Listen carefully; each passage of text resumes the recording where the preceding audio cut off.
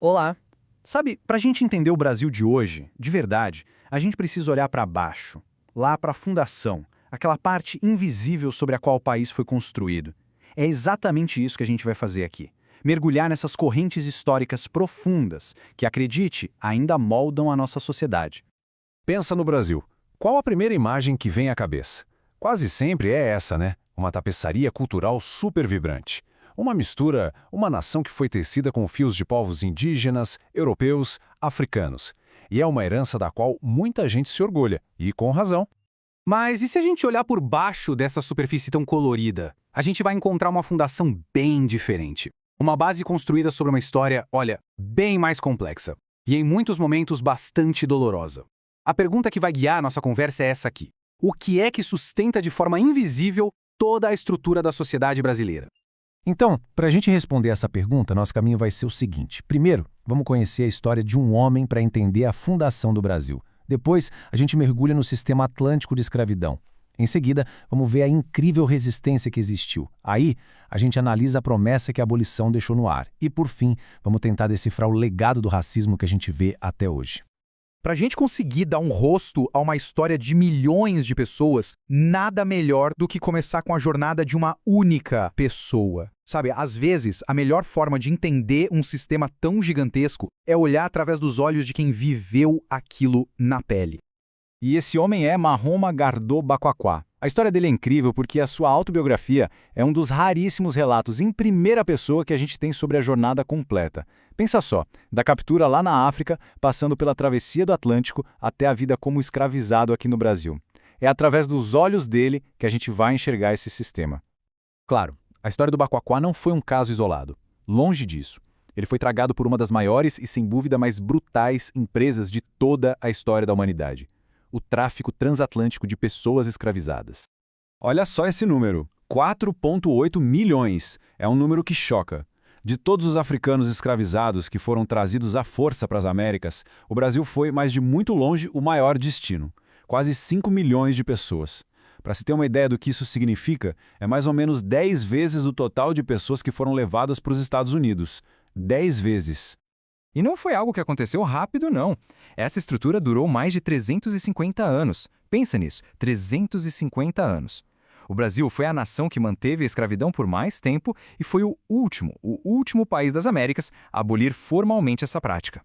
Pois é, números tão gigantescos assim às vezes acabam perdendo o significado, né? A gente não consegue sentir o peso.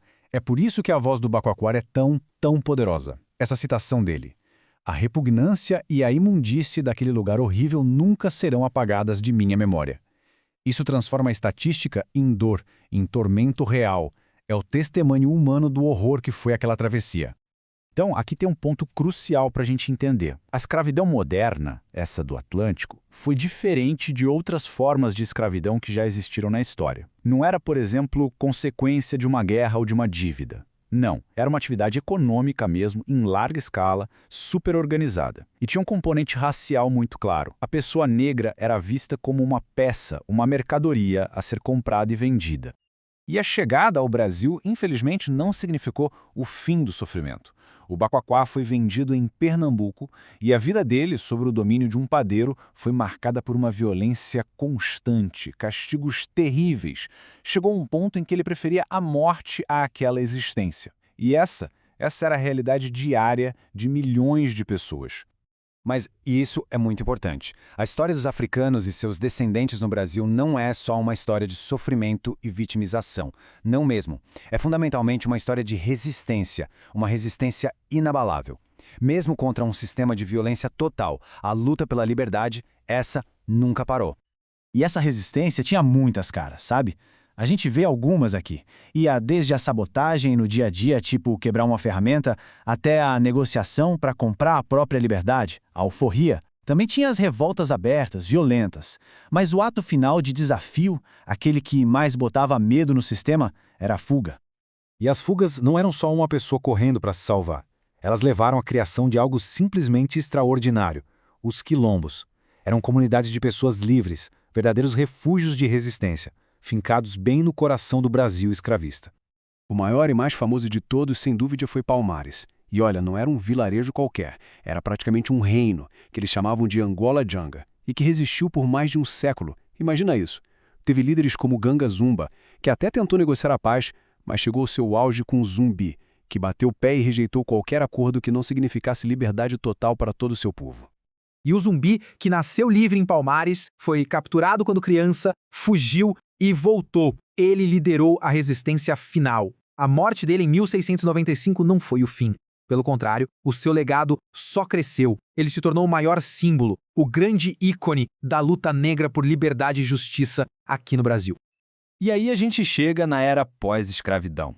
A abolição, em 1888, foi o fim de uma instituição, claro, mas não foi, de jeito nenhum, o fim das suas consequências.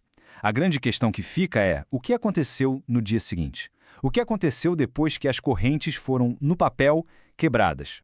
É importante a gente entender que a abolição não foi um presente, uma bondade da princesa Isabel. Foi, na verdade, o resultado de décadas de muita luta. Uma luta liderada por figuras incríveis como o advogado negro Luiz Gama, que era um ex-escravizado. O problema é que a Lei Áurea libertou, mas não incluiu. Os 4 milhões de pessoas que foram libertas foram simplesmente deixadas à própria sorte, sem terra, sem educação, sem nenhuma reparação. Para a gente ter uma noção do legado econômico disso, esse comparativo dos Estados Unidos é bem revelador. Dá uma olhada no mapa da esquerda. Em vermelho estão os estados que eram escravistas em 1861. Agora olha para o mapa da direita. São os estados com o menor índice de desenvolvimento humano hoje.